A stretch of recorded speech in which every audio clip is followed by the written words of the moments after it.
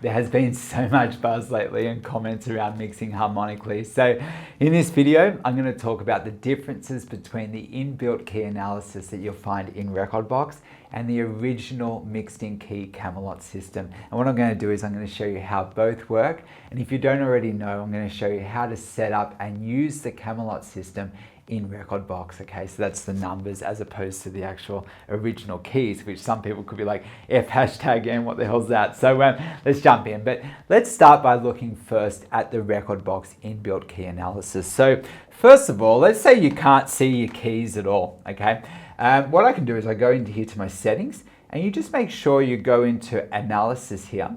And then what you do is you make sure that key is selected. And then if that's selected, then what happens is you'll be able to see the keys in your software, and I'll show you that in a second. But if that box is not selected, say that's not, it's just like that, tick it now. Okay, you can tick phrase too, it doesn't really matter, but you can tick the key box then, but it is going to involve re-analyzing your songs. Okay, so what you'll have to do is you'll have to go into your collection, probably Command A, select them all, right click and just go analyze tracks, and you don't have to worry about that. It's not going to overwrite your metadata, so meaning your cue points and all your saved information. So look, if I analyze these tracks now, see it's analyzing them, see it's asking for key, so I can just go tab that ticked, click OK, and now it's re-analyzing them all. But you'll notice as it does that, my cue points are still there. Okay, so then once you've made sure that you've analyzed all your tracks and it's got that key box ticked, then what you can do is to go up here, go into the menu bar. So just next to any of these titles here, you just go right click in that heading area.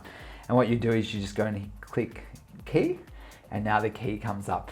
But here's the thing, right? That's what I was talking about. It's like, well, what the hell does that mean? A, B. Now, even though I know A, B means A flat and like FM means F minor, personally, I don't know. Like, I know how to explain it and teach it to you guys, but I have a little bit of an understanding of music theory, but to be honest, to jump into which keys are all harmonically compatible with each other, which I'm about to do now, that's a whole other thing. And where people usually learn is, say for instance, you're learning a bit of piano or guitar, you might learn to know what sounds make up each key. But to be honest, to go to the level of how they all interrelate with each other, that's like next level. So even though I might be able to go figure out on a piano, like the notes within the F minor scale, okay, and play a little pattern, to know what's F minor is harmonically compatible with, I don't really know. And that's where, okay, I'm going to jump across quickly and I'm going to compare it to, give you a bit of music theory. I'll show you mixed in key. So let's say in mixed in key. Now, they've come up with a system, okay, it's called the camelot system, where they've gone and put the numbers, like representing the key, on the original circle of fifths. Now, in music theory, this here is called the circle of fifths. And what it's all about showing you how all the keys interrelate with each other and how that works. To learn that, that's actually been compared to learning a language. Like, it's pretty in-depth, okay? So first of all, you don't need to know, by the way, that 12A is D flat minor. You're just playing and all of a sudden you're like, oh, my song's in 12A. But that's what I want to show you in a second, because over here in Rekordbox, you haven't even got the numbers. So I've got to show you, first of all, which numbers go with what, okay? Then I'm going to compare it to the Rekordbox system, and then I'm going to show you how to do both, how to get the numbers onto the Rekordbox software as well. So let's just jump back here. So let's have a look. Okay, so first of all, which numbers go with what? Okay, so let's say I'm playing and I look at the key of a track, and let's say that track's in 12A.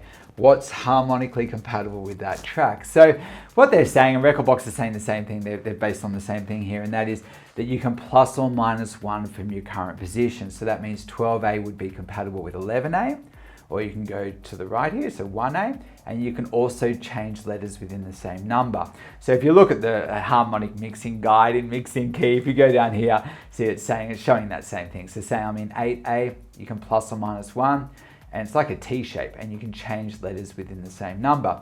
So let's say I'm in 7A, for instance, I could go into 6A, 8A, and 7B, okay? And that's actually really cool, and that's actually what Rekordbox is giving you. So first of all, let's just jump back to Rekordbox quickly, because there's more. You want to stick around because there's more combinations. I'm going to show you how the number system can work with Rekordbox, but why Rekordbox inbuilt key analysis is a little bit limited. Like, it's great, it probably gives you the best ones, but still sometimes, I'll show you what's limited, so stick around. So, okay, let's say I go to Rekordbox quickly.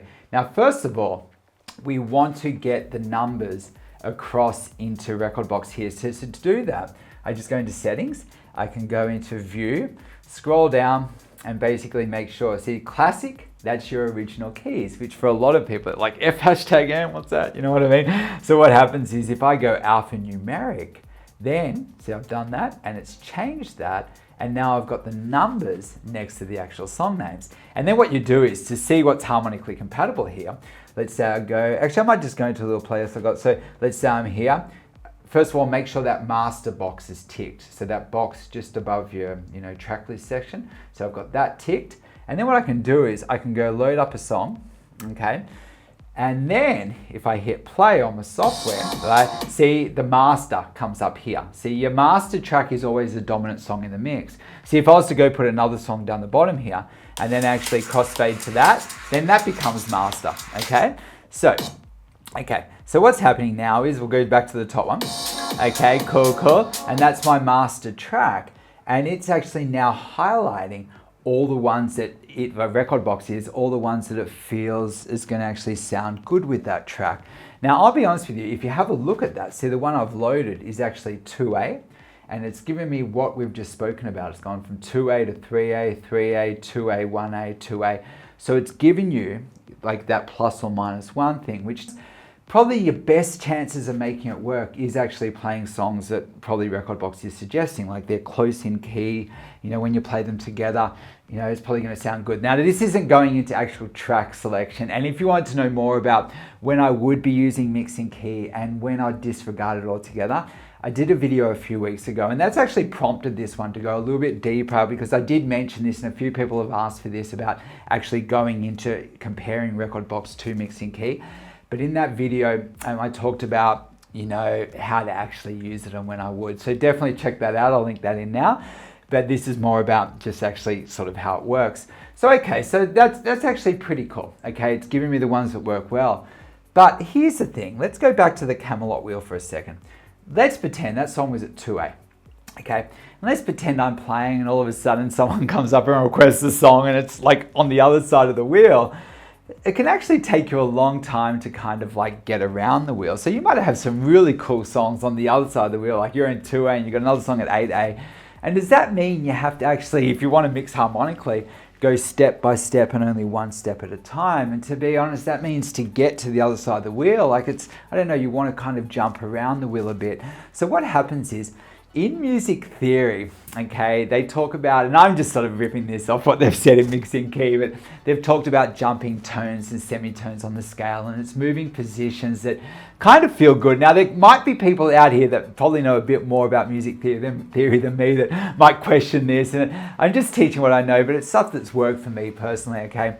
And that is, they're saying on here that you can actually plus 2 and 7, okay? You should dive into that, have a look at it. So this is all for free. Like, it's not free to buy mixing key, but you can actually get it now through Rekordbox. But you can go have a look at the mixing key harmonic mixing guide and just have a look at this. So they've talked about energy boost mixing tutorial. I imagine it's kind of like going like dun, that kind of thing.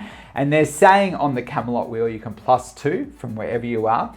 And they've also talked about like this, like they're quoting Skrillex and Armin van Buuren, and they're talking about plussing 7. And I'll be honest, right?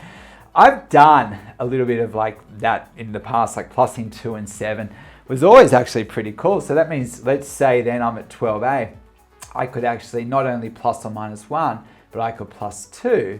And they're also saying that I could plus 7. So 12A is not only compatible with like either side, but you can plus 2, and you can also plus 7 from wherever you are on the wheel. Now, I'll be honest, that actually allows you to move around the wheel a little bit more freely. But I'll be honest, sometimes then sometimes the plussing 7, they're not always great. Like, the plus or minus 1 generally sounds really good the whole time. But there are other factors to take in, like what notes are actually in that scale, and there could be some conflict. It's not 100% a sure thing, but I'm definitely sometimes if I'm playing and I'm like, say I'm at 12A and I want to get to a song that's in 8A, if there was a song at 7A, I might check it out quickly, have a listen to it. And like I said in last week, a few weeks back video, as long as I'm keeping the energy and playing the right songs at the right time. But let's say I get to a song and I'm at 7A and I don't know what to play next. I might look at what's harmonically compatible, but having more options than plus or minus one is actually pretty cool. But here's the thing, right? Like, okay, I actually think, like, I've taught before at schools and I went to a music department. So this teacher obviously knew the circle of fifths back to front. And he was saying +5, which is actually -7, okay?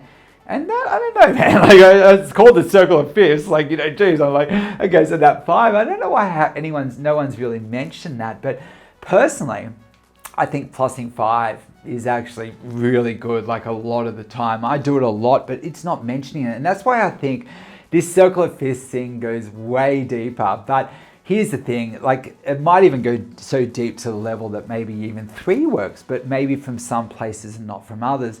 And that's why I don't think, you know, Mixing Keys gone and shared like the full depths of circle of fifths, because to be honest, if they were, it would confuse people. So that's why it's like, okay, plus or minus 1, that's a sure thing. And they probably leave you on that. See, on this wheel here, they've just, like on their page, they've just gone plus or minus 1 and, you know, changing letters within the same number.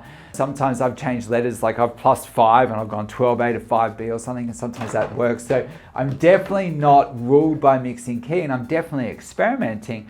But it does give me ideas. So let's say you're playing and I'm like, oh, I don't know what to play next. Sometimes I look at what's harmonically compatible, but all I'm saying is that Rekordbox is only going to give you the plus or minus 1, the sure things, okay? And I know for a fact, say I've got here this like troubled song going into Uruguay, that's plussing 5.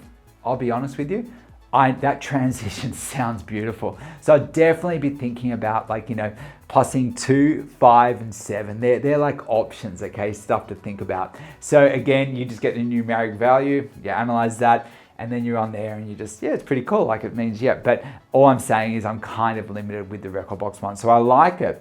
I definitely like the Rekordbox system here, the highlighting. But I also like having the numeric, or the alphanumeric version of it, so I can have a few more options, so I can get around the wheel a little quicker, you know what I mean? So check it out yourself. It's actually, I don't know, I think mixing harmonically is actually really cool. I think it adds like a pro level to your sound. But anyway, hopefully that video has been helpful. If you haven't already, please like, comment, subscribe, you know, help me spread the word about the channel. I'm really appreciating all your support. It's going cool. It's just a little video to kind of, you know, just help students with, you know, stuff that I think they're struggling with. So, okay, cool. That's cool.